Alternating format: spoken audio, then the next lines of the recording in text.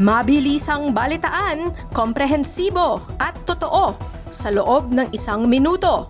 Simula na ang Diskurso Tidbits.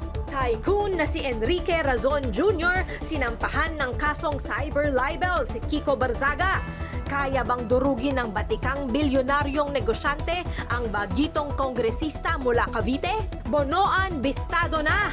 Binudol ang presidente gamit ang pekeng datos sa flood control projects.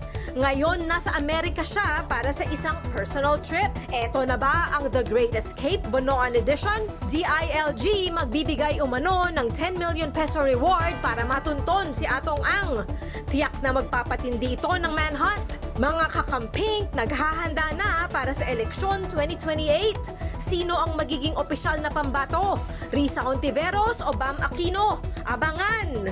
Balitang mabilis, komprehensibo at totoo. Yan ang Diskurso Tidbits. Basahin ang tungkol sa lahat ng yan at sa marami pang ibang nakatutuwa at makabuluhang balita sa diskurso.ph.